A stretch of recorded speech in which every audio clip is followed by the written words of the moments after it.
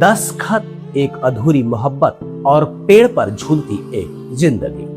सरगुजा के एक छोटे से गांव में गुरुवार सुबह जब ग्रामीण खेतों की ओर जा रहे थे, तब किसी ने नहीं सोचा था कि गांव के बाहर खड़े उस पेड़ पर एक ऐसा राज लटका मिलेगा जो प्यार, जुनून और टूटे भरोसे के दर्दनाक कहानी को बयां करेगा। छत्तीसगढ़ के सरगुजा जिले के दरिबा थाना क्षेत्र के ग्राम तुनगुरी में 33 वर्षीय चंद्रशेखर राजवाड़े का शव पेड़ से फंदे पर झूलता मिला। गांव में खबर फैलते ही सनसनी मच गई। कुछ ही देर में ग्रामीणों की भीड़ जमा हो गई और सूचना मिलते ही दरिमा पुलिस मौके पर पहुंच गई। शव को नीचे उतारा गया, लेकिन कहानी यहीं खत्म नहीं हुई। असली कहानी तो उस वक्त शुरू हुई जब पुलिस को चंदेश्वर के पास से करीब 10 खत मिले।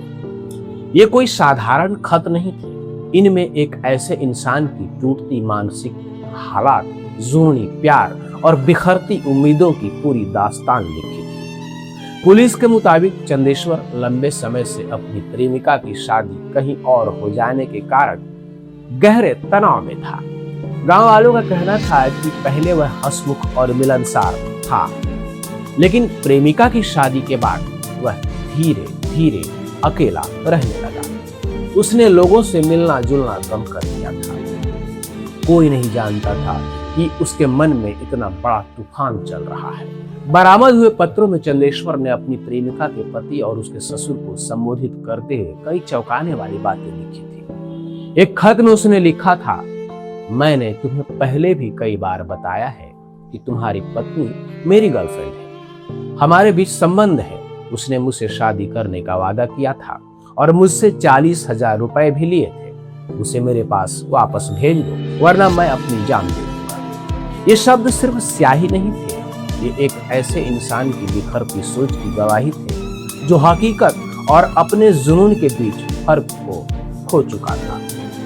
लेकिन सबसे ज्यादा हैरान करने वाला खत वह था जो उसने लड़की के ससुर के नाम लिखा था। उसमें चंदेश्वर ने लिखा है कि आप अपने बेटे की दूसरी शादी करवा दीजिए।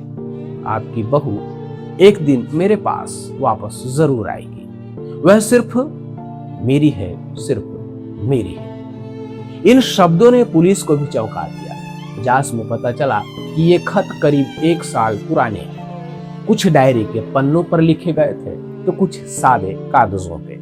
अब पुलिस यह पता लगाने की कोशिश कर रही है कि क्या ये पत्र वास्तव में लड़की के ससुराल भेजे गए थे या सिर्फ चंदेश्वर ने अपने पास ही संभाल कर रखे थे। गांव के लोग बताते हैं कि चंदेश्वर पिछले कई महीनों से गहरे अवसाद में था। वह अक्सर अकेले बैठा रहता था, कम बोलता था और देर रात तक कहीं खोया रहता था। शायद उसके अंदर एक ऐसी लड़ाई चल रही थी जिसे वह किसी से कह नहीं पा रहा था।